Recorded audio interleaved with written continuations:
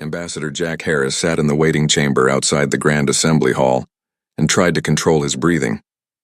He had been doing this job for 12 years now, and every single time felt the same. The other species made them wait. Always waiting. Sometimes for hours. The chamber was beautiful, he had to admit that. The walls showed images of 1,000 worlds, all the species that belonged to the Galactic Assembly. Except the images of Earth were always small, always in the corner, always easy to miss. That was not an accident. Lisa Morgan stood near the entrance, her posture relaxed but her eyes constantly moving. She wore the formal uniform of a human diplomat, but Harris knew better. Lisa had commanded warships before taking this assignment. She was here to advise on military matters, but really, she was here in case things went wrong. Her hand rested near her side, where Harris knew she kept a small weapon hidden despite the Assembly's rules against it. "They're making us wait again," Kyle Bennett said. He was young, only 30 years old, and still believed that patience and good arguments could change minds. Harris had been like that once. "It's been 2 hours. They know," Lisa said quietly. "They always know." The door finally opened. A tall alien with blue skin and 4 arms gestured for them to enter. It did not speak, did not welcome them, just pointed.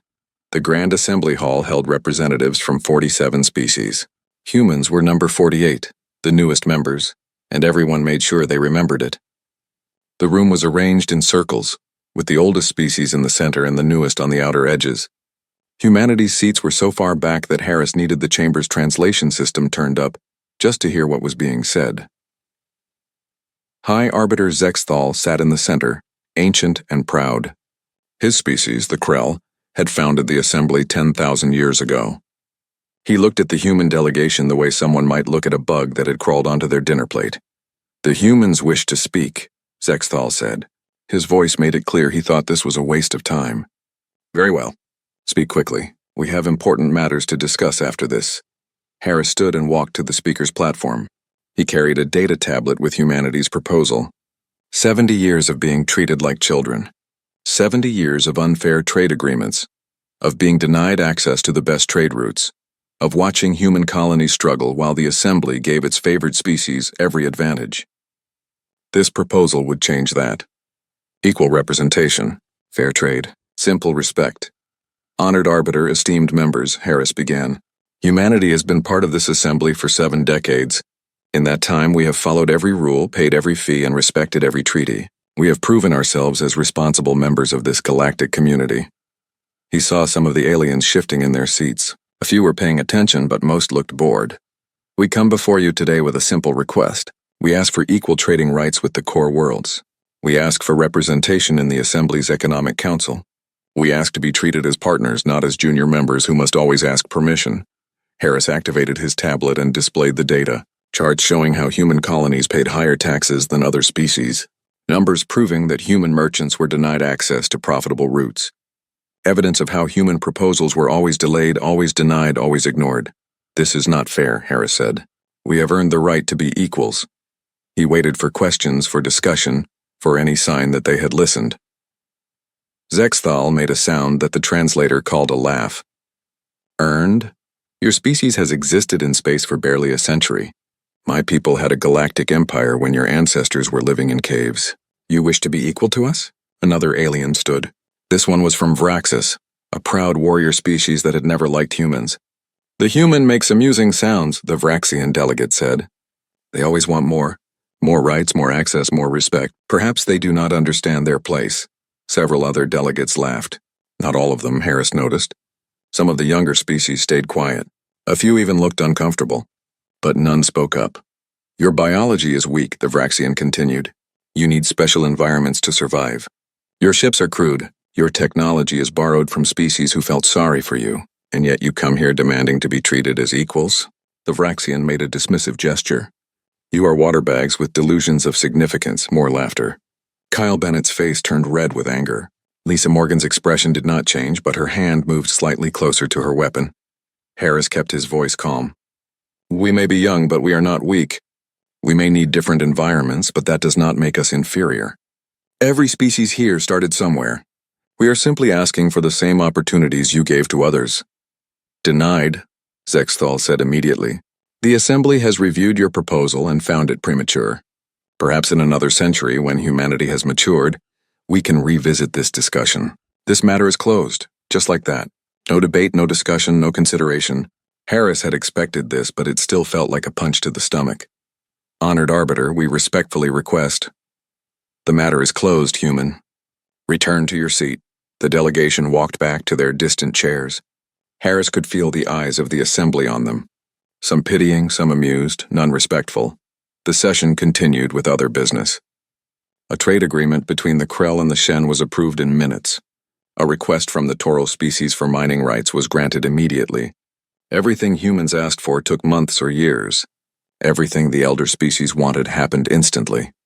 After the session ended, Harris and his team returned to their quarters on Nexus Prime, the massive station where the Assembly met.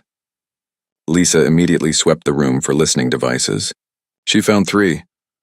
They're not even trying to hide it anymore, she said, crushing the small devices. Kyle paced angrily. This is ridiculous. We had all the data, all the evidence. They didn't even look at it. They never do, Harris said wearily. He poured himself a drink and sat down heavily. They don't see us as equals. They never will. So what do? Kyle asked. Before Harris could answer, his secure communicator buzzed. The encryption was military grade, which meant this was not a normal diplomatic message. He opened it and read quickly, his expression darkening with every line. What is it? Lisa asked. Intelligence report from Earth Defense Council. The Assembly is moving peacekeeping fleets into position near our space. Multiple battle groups, including Krell and Vraxian ships. Peacekeeping fleets, Lisa repeated. For what? Harris scrolled through the report. There's a proposal being drafted. They're calling it the Human Integration Act. It would place all human colonies under Assembly Protectorate status. We would lose sovereignty. Our governments would have to answer to Assembly overseers. Our military would be restricted to defensive operations only, and even those would need Assembly approval. The room went silent. They're going to force us, Kyle said. After everything we've done, all the rules we've followed, they're going to take away our freedom. Harris kept reading. There's more. The proposal includes something called cultural rehabilitation. Human children would be sent to Assembly education centers to learn proper galactic values. Our media would be monitored. Our technology development would be controlled. That's not protectorate status, Lisa said coldly. That's occupation. Harris closed the report and looked at his team. For 12 years, he had been patient. For 12 years, he had believed that diplomacy could work, that eventually the Assembly would accept humanity as equals. He had been wrong. I need to contact Earth, he said. We need authorization to activate Protocol Exodus. Lisa's eyes widened slightly. Protocol Exodus was the code name for humanity's backup plan, the plan they hoped they would never need. The plan that assumed diplomacy would fail and that humanity would need to leave the Assembly, by force if necessary. You're sure? Lisa asked. Harris thought about the laughter in the Assembly Hall. He thought about 70 years of being treated like children. He thought about the fleets moving into position, about the proposal to take away humanity's freedom, about human children being taken from their families for rehabilitation. I'm sure, he said. Send an encrypted message to Admiral Sullivan. Tell her to begin preparations. And Lisa, I need you to contact our special teams, the ones we have embedded in assembly facilities. The spy networks, Lisa said. Intelligence assets, Harris corrected with a slight smile. We're diplomats, remember? Kyle looked confused. What special teams? What spy networks? Harris and Lisa exchanged glances. The young diplomat still had so much to learn. Kyle, what do you think humanity has been doing for the last 20 years? Harris asked. Did you really believe we came to the Assembly with nothing but good intentions and hope? Yes. We came with hope, Harris agreed. But we also came with preparation. Every human merchant ship that trades in assembly space has detailed sensor equipment. Every diplomat has intelligence training. Every colony has hidden military installations. We've been building, planning, and preparing for the day when patience runs out. That's espionage. That's against assembly law. So is denying member species their basic rights, Lisa said. So is planning to occupy human worlds. They never played fair, Kyle. We were just better at hiding it. Harris pulled up a star mappa. 3 months had passed since Harris sent his report to Earth. 3 months of preparation, of quiet coordination, of moving pieces into position. Now the day had finally arrived. The emergency session of the Galactic Assembly was packed. Every species had sent representatives. Everyone knew what was being voted on today. The Human Integration Act sat on every delegate's data screen, ready for approval. The elder species expected an easy victory. Some had even started celebrating early. Jack Harris walked into the assembly hall with his delegation. Lisa Morgan walked beside him, her diplomatic uniform perfect, her expression calm. Kyle Bennett followed behind, carrying a data case that held something more important than documents. Around them, other human diplomats took their positions. To anyone watching, they looked like defeated people coming to accept their fate. The assembly was wrong. Zexthal called the session to order. We gathered today to address a matter of galactic importance. The human species has proven unable to govern itself responsibly. Their colonies are chaotic. Their military buildup violates the spirit of assembly law. Their cultural values are incompatible with civilized society. Harris listened to the lies without expression. Around the hall, other delegates nodded agreement. The Vraxian delegate looked particularly pleased with himself. Therefore, Zexthal continued, we have drafted the Human Integration Act. This act will place all human worlds under assembly protectorate status for their own good. They will be guided by wiser species until such time as they prove capable of self-governance. All in favor? Hands and tentacles and other appendages rose throughout the hall. 43 species voted yes, only 3 abstained, none voted no. The motion passes, Zexthal declared. The human delegation will now acknowledge their new status and, no, Harris said. His voice was quiet, but it carried through the hall. The translation system made sure every species heard it clearly. Zexthal looked surprised. Excuse me? Harris stood and walked to the speaker's platform. He did not ask permission. He did not wait to be recognized. He simply took the position and began to speak. 70 years ago, humanity came to this assembly in peace. We came with hope. We believed in the ideals you claim to represent. Justice, cooperation, the unity of intelligent species working together for the greater good. He paused and looked around the hall. Every eye was on him now. We were fools, he said simply. This assembly does not represent justice. It represents the tyranny of the old over the young, the strong over the weak. You do not cooperate. You dominate. How dare you? Zexthal began, but Harris kept talking. For 70 years we followed your rules. We paid your taxes higher than any other species. We accepted your trade restrictions, even though they strangled our economy. We waited for hours outside this hall while you made us feel small. We listened to your jokes about our biology, our culture, our worth.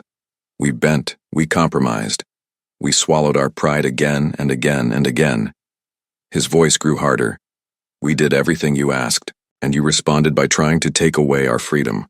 You voted to occupy our worlds, to take our children, to erase our identity. You call it protection, we call it slavery.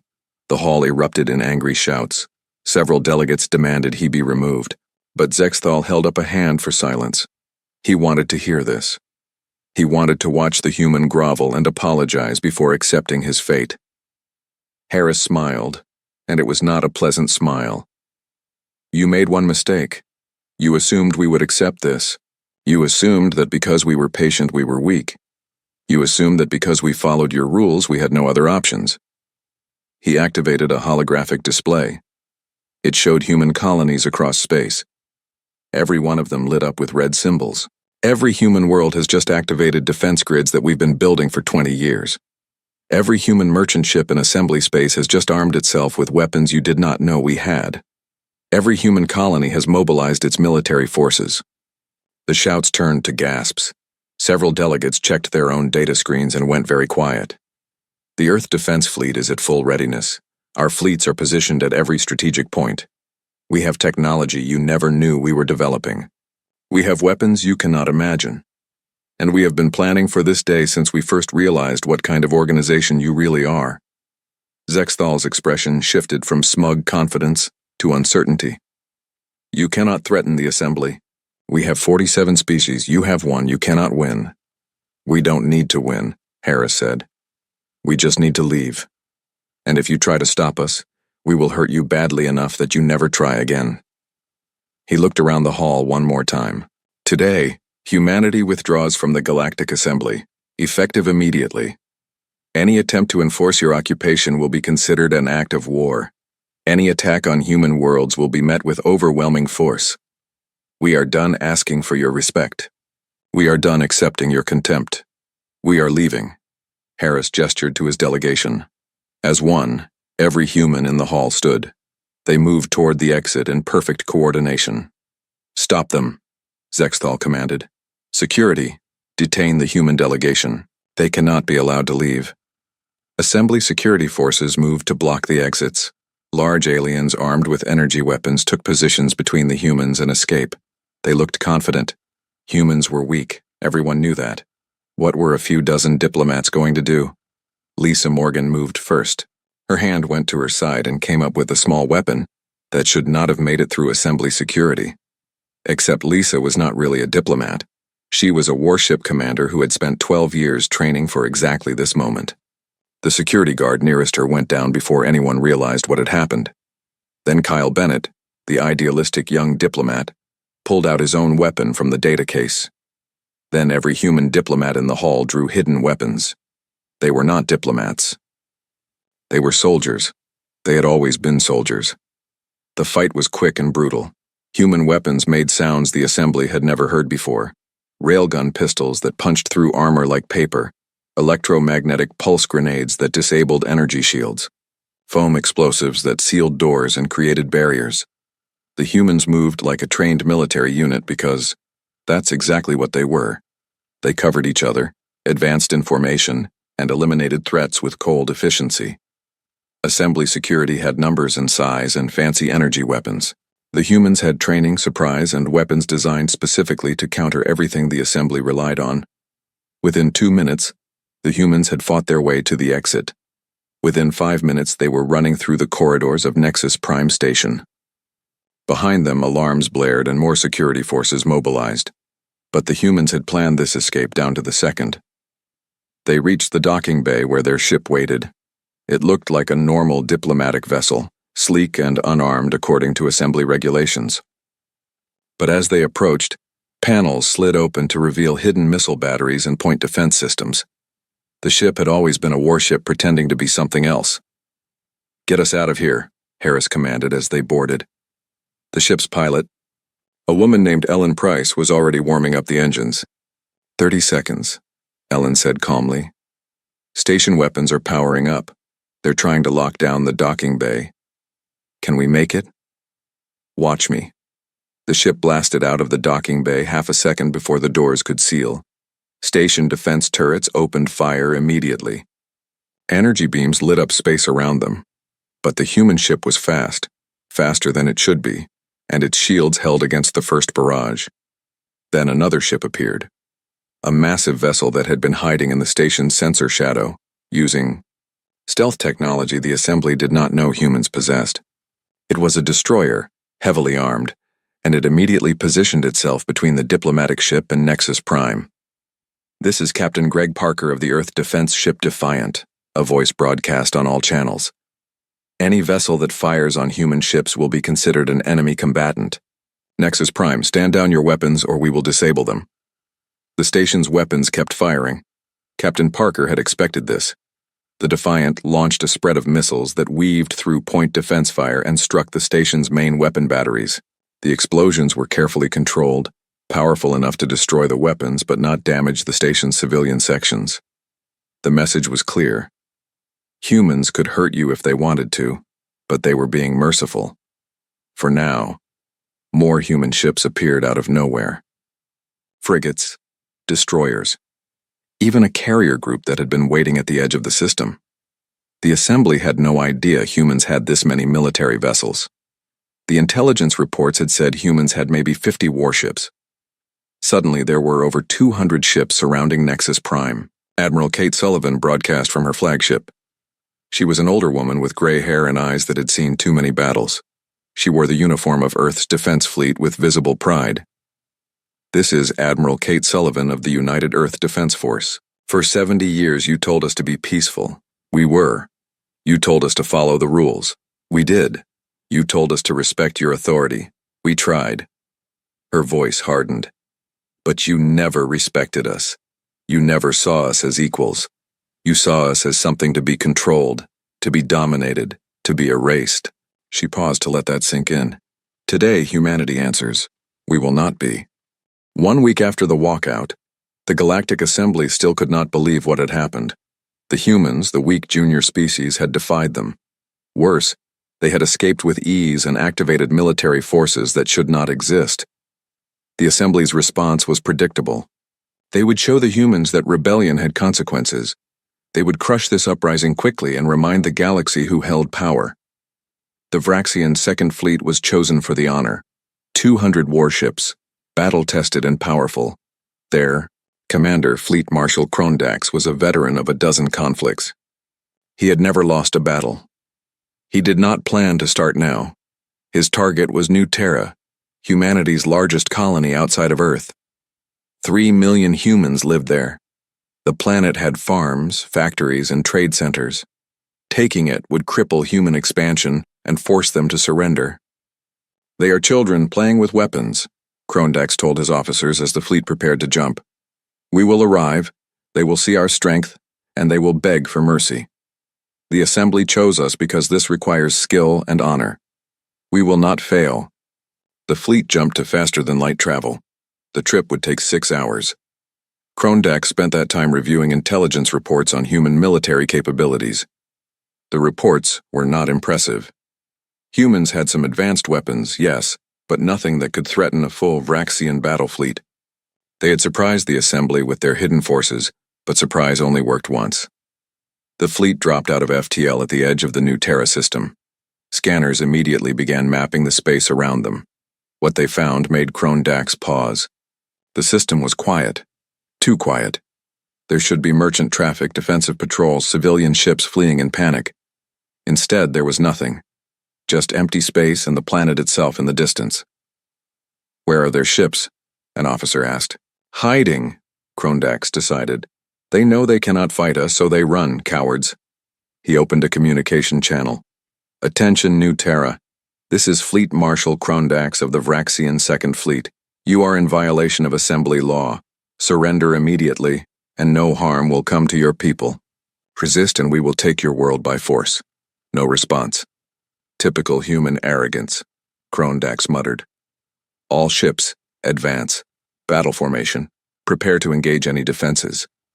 The fleet moved forward. They were halfway to the planet when the first mines detonated. The explosions came from everywhere at once. Mines that had been hidden in the system, sitting cold and silent, invisible to scanners. Fusion weapons that ripped through shields and armor. 12 Vraxian ships died in the first 30 seconds. Evasive action, Krondax shouted. His ship rocked as a mine exploded nearby. Find those weapons! Destroy them! But the mines were not staying in one place. They were moving, hunting, using small engines to chase the Vraxian ships. And there were hundreds of them. Then the railgun platforms opened fire. Humans had positioned them throughout the system, disguised as asteroids and debris. Now they revealed themselves and began shooting solid metal slugs at incredible speeds. The slugs punched through shields like they were not there. One shot, one kill. The railguns did not have fancy energy weapons or complex systems. They just threw metal very, very fast. This is impossible, an officer said as another ship exploded. Our intelligence said they had minimal defenses. Our intelligence was wrong, Krondax growled. He was not panicking. He was Vraxian. He had trained for this. All ships focus fire on those platforms, destroy them before they destroy us. The fleet turned its weapons on the railgun platforms. Energy beams and missiles filled space. Several platforms were destroyed. But for every one that died, 2 more seemed to appear. Then the drones arrived. Thousands of them, small automated fighters that swarmed the Vraxian fleet like angry insects. They were too small for the big ship weapons to target effectively. They moved too fast for point defense, and each one carried enough explosives to cripple a ship if it hit the right spot. The drones did not fight with honor or strategy. They just attacked anything they could reach. They crashed into engines, weapons, sensors. They were suicide weapons, and there were too many to stop. Get those drones off us, Krondax ordered. His own ship was being swarmed. Point defense guns fired constantly but could not hit them all. Someone tell me where they are coming from. A tactical officer found the answer. Sir, there are launch platforms hidden on the planet's moons. Automated systems. They're producing the drones even as we fight. Krondax made a decision. Half the fleet. Break off and destroy those platforms. The rest. Maintain formation and push toward the planet. The fleet split. It was exactly what the humans wanted them to do. The moment half the Vraxian ships broke formation, human warships appeared. They had been hiding behind the planet, using its mass to block sensors. Now they struck fast and hard. Captain Greg Parker commanded the human carrier Defiant. His ship launched fighter squadrons that hit the divided Vraxian fleet from behind. The fighters used hit-and-run tactics, striking and jumping away before the Vraxians could respond. All squadrons target their command ships, Parker ordered. Take out their leadership and they'll fall apart. The Vraxians were bigger and stronger, but the humans were faster and smarter. They had studied Vraxian tactics for decades. They knew how Vraxians thought, how they fought, how they responded to threats. Every move the Vraxians made had been predicted and countered. Krondax watched his fleet dying around him and finally understood. This was not a battle. It was a trap. The humans had turned the entire system into a weapon. Every asteroid, every moon, every piece of debris had been prepared to kill his ships. Retreat, he ordered. All ships, retreat to jump distance. But the humans were not done. As the Vraxian ships tried to escape, human cruisers appeared at the edge of the system. They had been waiting there, knowing the Vraxians would try to run. Now they cut off the escape route. We're surrounded, an officer reported. Panic edged into his voice. Krondax looked at his tactical display. Surrounded, outnumbered, and outmaneuvered. Half his fleet was already destroyed. The rest were damaged and scattered. He had one card left to play. Threaten the planet, he said. Tell the humans if they do not let us leave, we will bombard New Terra. We will kill millions. The communication officer sent the message. The response came from Admiral Kate Sullivan herself. Fleet Marshal Krondax, this is Admiral Sullivan. If you fire one weapon at New Terra, I will personally ensure that not a single ship in your fleet escapes this system alive. You came here to conquer. You failed. Now you have a choice. Surrender and we will allow you to live. Or fight and die. You have 1 minute to decide. Krondax had never surrendered in his life. Vraxians did not surrender. But he looked at what remained of his fleet. 47 ships out of 200. Damaged, scattered, and trapped. He thought about the warriors under his command. They would die if he gave the order to fight. They would die for his pride, his honor. Was that right? Was that what a good commander did? This is Fleet Marshal Krondax, he said slowly. We surrender. It felt like poison in his mouth. But it was the truth. The humans had beaten them completely. The battle lasted 3 hours total.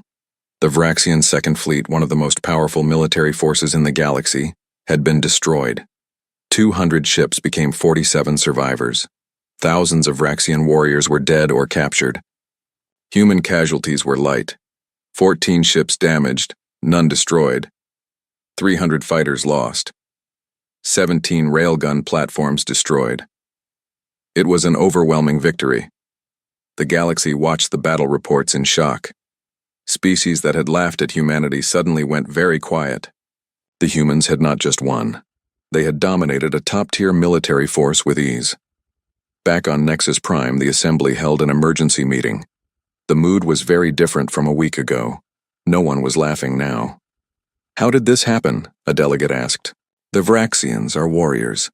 They have fought for thousands of years. How did humans destroy them so easily? An intelligence officer presented the analysis. The humans have been preparing for decades. Every colony has hidden defenses. Every system has been fortified. They have weapons we have never seen before. Railguns, fusion mines, drone swarms, stealth technology. And most important, they studied us. They know how we think, how we fight. They planned for every tactic we might use. Zexthal listened in silence. He had made a terrible miscalculation. He had assumed patience meant weakness. He had assumed following rules meant having no other options. He had been completely wrong. "What are human capabilities now?" he asked. "Unknown," the officer admitted. "Everything we thought we knew was false. They have been hiding their true strength for 70 years. We have no accurate assessment of their military power." Another delegate spoke up. "We must mobilize more fleets. The Vraxians failed because they were arrogant. We need overwhelming force. Crush the humans before they can prepare further." But some species were not so sure. A representative from the Kalari, a smaller species, stood nervously. "Perhaps we should consider negotiation. The humans said they do not want war, they just want to be left alone. Maybe we should let them go." "Impossible," Zexthal said. "If we let the humans defy us, other species will try the same. The Assembly's authority must be maintained." He did not say the other reason. The real reason he feared. The Krell had. 3 months had passed since the Battle of New Terra, 3 months of war that spread across the galaxy like wildfire. The Assembly had responded to their humiliation with overwhelming force. 6 species combined their fleets and launched a massive offensive against human space. Admiral Kate Sullivan stood on the bridge of her flagship and watched the tactical display. Hundreds of enemy ships were pushing into the Darwin system, one of humanity's most important strategic positions. If Darwin fell, 3 more colonies would be cut off from support. "Enemy fleet entering weapons range," her tactical officer reported. Multiple capital ships were outnumbered 5 to 1. "I can count," Sullivan said dryly. "Captain Parker, is your carrier group ready?" "Defiant is ready." Greg Parker's voice came over the communication channel. "All squadrons prepared to launch." Sullivan looked at the odds again, 5 to 1. The Assembly had learned from their mistakes. They came with overwhelming numbers this time. No more arrogance, no more underestimating humans. Just raw power designed to crush human resistance through sheer weight. "All ships," Sullivan ordered. "Battle Formation Delta, fighter squadrons, prepare for defensive screen. We hold this line. If Darwin falls, we lose the entire sector." The battle began badly. The Assembly fleet had learned to counter human tactics.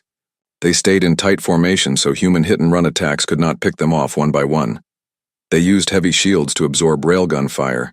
They deployed their own drones to counter human fighter superiority. The first hour cost humanity dearly. 3 destroyers destroyed, 2 cruisers crippled, fighter losses at 40%. The enemy kept coming, wave after wave, grinding down the defenders through simple mathematics. "We can't hold," Parker reported. His carrier had taken damage. 2 of his flight decks were offline. "Sullivan, we need to fall back." "If we fall back, 3 million people die," Sullivan replied. "We hold." On the planet below, people were evacuating. Ships lifted off carrying civilians, heading for the jump points. But there were too many people and not enough ships. Someone had to buy them time. Jake Foster and his special operations team were on the surface, setting up the last defenses. They had turned the planet into a fortress. But if the fleet fell, none of it would matter. The enemy would just bombard from orbit. "How long do we have?" one of Foster's soldiers asked.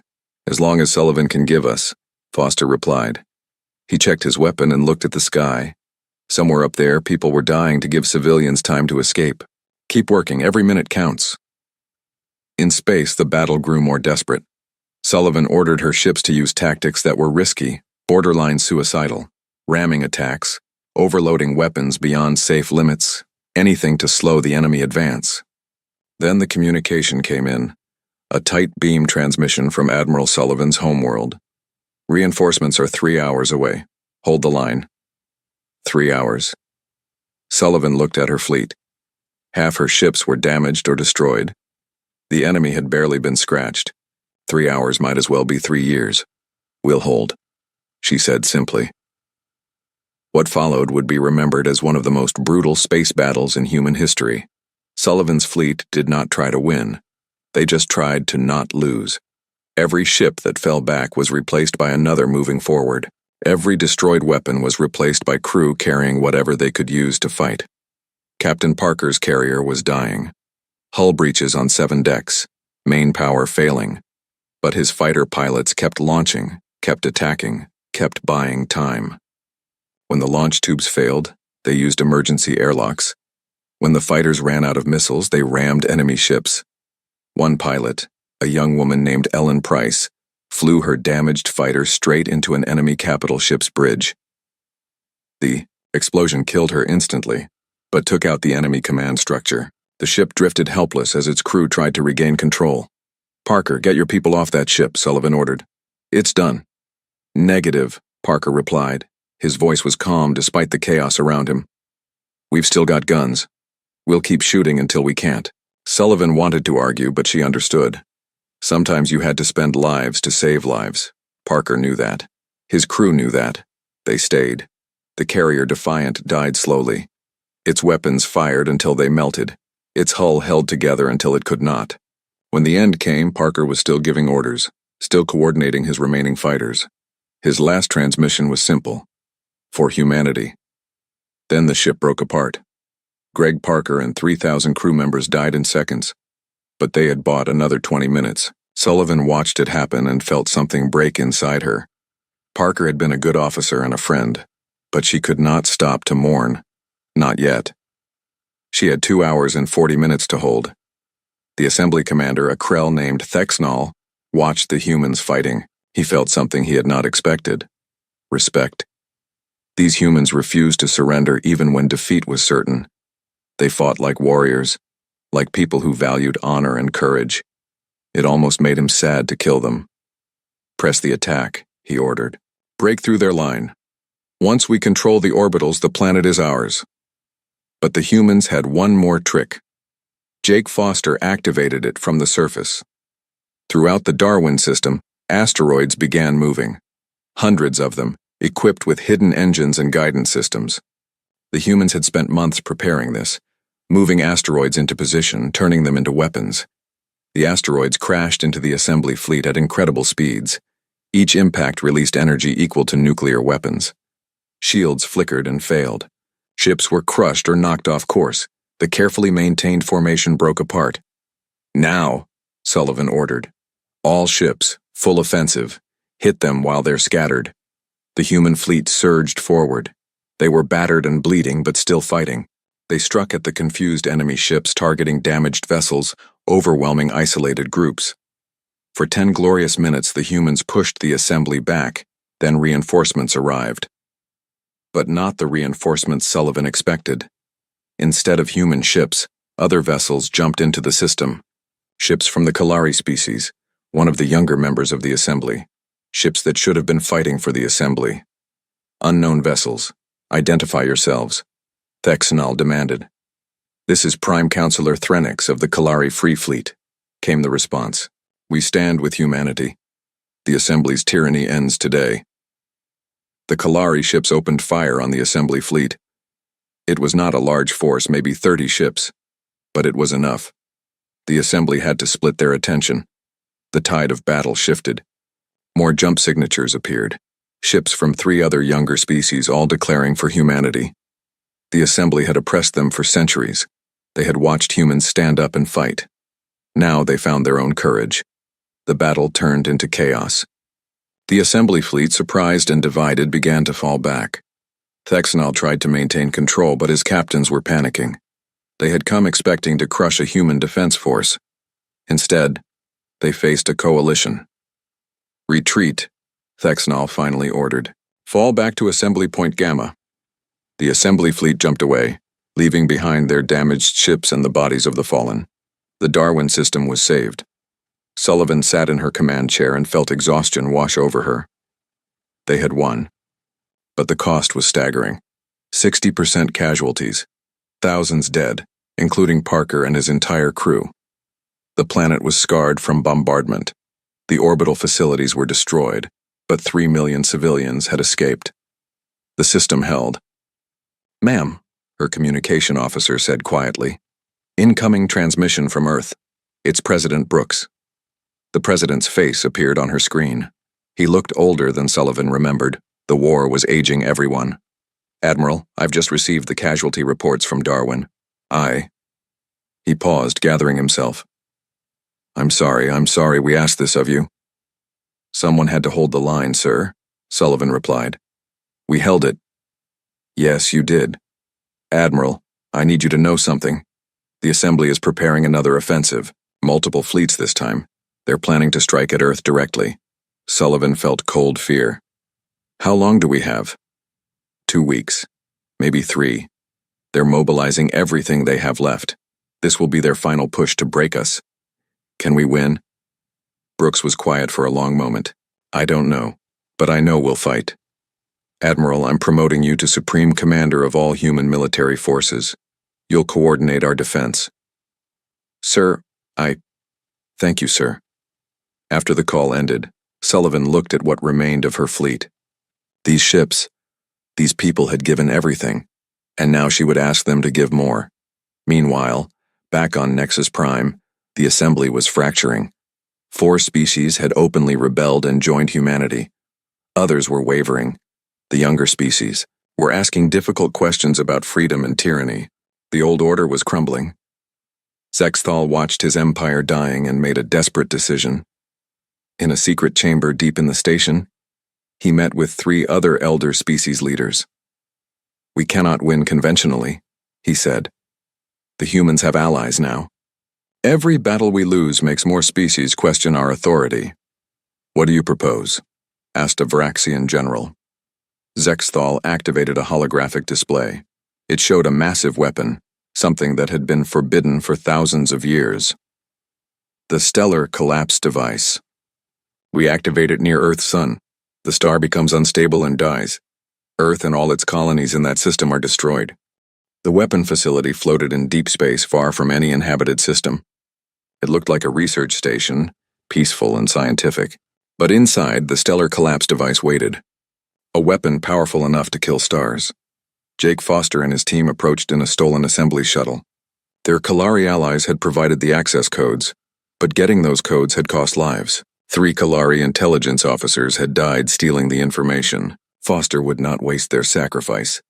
Approaching docking port 7, the pilot whispered. Security sweep in 30 seconds. Everyone stay quiet. They docked without incident. The security systems accepted their stolen codes. So far, the plan was working.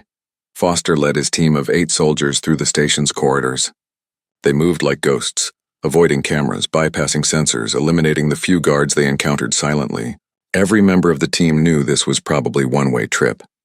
None of them cared. Earth needed this weapon destroyed. The device itself sat in a central chamber, massive and complex. It would take at least an hour to set charges properly to ensure total destruction. They had maybe 20 minutes before someone noticed the security gaps. Plant the explosives, Foster ordered. Amy, help me with the data core. We need to download everything so we can prove this existed. Amy Chen, the xenobiologist who had discovered the Assembly's biological stagnation, was not supposed to be here. She was a scientist, not a soldier. But she had insisted on coming because she understood the technology better than anyone else. This is insane, she muttered as she worked. They built a weapon that can destroy stars. What kind of civilization does that? A desperate one, Foster replied. He was setting charges around the device's power core. A dying one that knows it's losing control. 15 minutes passed. The explosives were in place. The data was downloaded. They just needed to get out before the station realized what was happening. They did not get that chance. Alarms blared throughout the facility. Security doors slammed shut. Armed guards appeared from every direction. The Assembly had known about the raid. Someone had betrayed them. Ambush, Foster shouted. Take cover! The firefight was brutal and quick. Foster's team was outnumbered 20-1. They fought with the desperation of people who knew they were already dead. What mattered was buying time for the explosives to finish their countdown. 2 soldiers fell in the first 30 seconds. 3 more went down holding a choke point. Amy Chen took a hit to the shoulder but kept moving, clutching the data core like her life depended on it. Foster, the charges are armed, one soldier shouted. 2 minutes until detonation. Everyone out, Foster ordered. Get to the shuttle. But Assembly troops blocked the route. Foster made a decision he knew would haunt him if he survived. Amy, take the data core and go. Use the emergency maintenance shaft. The rest of us will hold here. I'm not leaving you, Amy protested. That's an order, Doctor. Earth needs that data, go, she went, tears streaming down her face. Foster and his remaining 3 soldiers turned to face the enemy. They had 2 minutes to hold this position. 2 minutes to make sure the weapon could not be disarmed. The fight was hopeless. They knew it. But they fought anyway because that was what humans did. When backed into a corner, when facing impossible odds, humans fought. One soldier ran out of ammunition and used his empty rifle as a club. Another, badly wounded, crawled forward to detonate a grenade in the middle of enemy troops. Foster himself took 3 hits but stayed standing through sheer willpower. With 30 seconds left on the countdown, assembly troops broke through their defense. An energy beam hit Foster in the chest, burning through his armor. He fell, his vision going gray. The last thing he heard was the countdown reaching 0. The explosion tore through the facility. The stellar collapse device shattered into 1,000,000 pieces. The station broke apart. Everyone still aboard died instantly. Amy Chen made it to a small escape pod moments before the blast. The explosion threw the pod clear. She tumbled through space, badly injured, clutching the data core. Kalari ships found her 3 hours later. She was the only survivor. Back on Earth, President Brooks received the news. The weapon was destroyed. Jake Foster and his entire team were dead. Humanity had lost heroes, but Earth was safe. Brooks addressed the planet again. The weapon is destroyed. Earth survives. But the price was high. Commander Foster and his team gave their lives to save us all. We will honor them, and we will never forget what they did. He paused, his voice hardening. The Assembly tried to commit genocide. They tried to murder billions of innocent people. The galaxy needs to know what they are capable of. We are releasing all the data Commander Foster and Dr. Chen recovered. The data spread across every communication channel. Images of the weapon, schematics showing how it worked, messages between Assembly leaders discussing the genocide plan. Everything was exposed for the galaxy to see. The reaction was immediate and explosive. Species that had remained neutral suddenly turned against the Assembly. Even some elder species were horrified by what their leaders had planned. The moral authority of the Assembly, already damaged, completely collapsed. Species began withdrawing, declaring independence, refusing to follow Assembly orders. Within days, the once mighty Galactic Assembly controlled less than half its former territory. On Nexus Prime, Sexthal watched his civilization crumble. His own people had turned against him. The Krell Council arrested him for crimes against sentient life. The Vraxians and other co-conspirators faced similar fates. The Old Guard was being swept away, but humanity still faced one threat. The Assembly's loyalist fleets were coming to Earth. Not because they believed in the Assembly anymore, but because they had nowhere else to go. They were desperate, angry, and determined to take humanity down with them. Admiral Kate Sullivan coordinated the defense from her flagship. Every human warship that could fly was positioned around Earth. Every defense platform was armed. Every colony sent reinforcements. This was it. The final battle. The Assembly fleet arrived. It was smaller than before, only 300 ships. Many species had abandoned the attack. But 300 ships was still a terrifying force, but they were not alone. Ships from a dozen other species jumped in alongside humanity.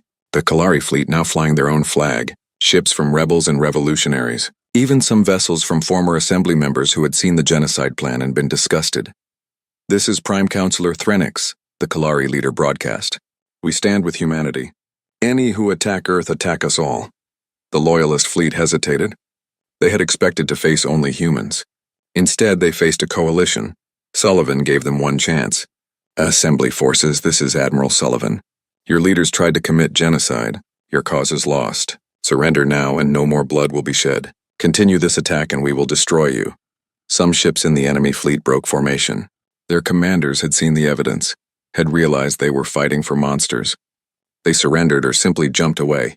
Others, too proud or too stubborn or too invested in the old ways, prepared to fight. The battle that followed was different from the others. Both sides were exhausted.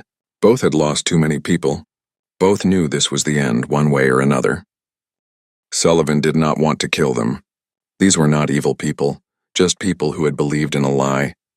She used her tactical superiority to disable ships rather than destroy them. Her goal was to end the fight, not to punish. It worked. As more ships were disabled, more surrendered. The Loyalist fleet crumbled. Within 6 hours, the battle was over. Earth remained free. Kyle Bennett, the young diplomat who had walked out of the assembly hall 6 months ago, now stood in a very different meeting. This was not the Grand Assembly. This was a gathering of equals. Representatives from humanity, the Kalari, and 18 other species sat in a neutral station. They were here to build something new, Not an empire or a hierarchy, but a real alliance of equals. We cannot make the same mistakes, Kyle said. He was older now, hardened by war but not broken by it. The assembly failed because the elder species made themselves rulers instead of partners. We must do better, Threnix agreed. No species should have permanent authority. All must have equal voice, equal vote, equal respect. They worked for weeks drafting what would become known as the Accords of Terra, a new form of galactic governance. No elder species, no junior members, just cooperation between equals. Species could join or leave freely. No one could be forced to obey laws they had no voice in creating. The Accords had teeth, though. A combined defense force would prevent any species from dominating others. Lisa Morgan, promoted after her role in the walkout, became the first Supreme Commander of the Coalition Defense Force. Her job was to ensure freedom, not enforce obedience. Jack Harris, the ambassador who had started this by walking out, addressed the signing ceremony. 6 months ago we left the assembly because we would not be slaves. Today we build something better. Not because we conquered anyone. Not because we forced compliance, but because we proved that standing up to tyranny inspires others to do the same. He looked at the assembled delegates. This will not be easy. We will disagree. We will argue. Some days we will wonder if cooperation is possible, but it is better to struggle together as equals than to suffer under tyrants. That is the lesson humanity learned. That is the lesson we offer to all of you. The Accords we're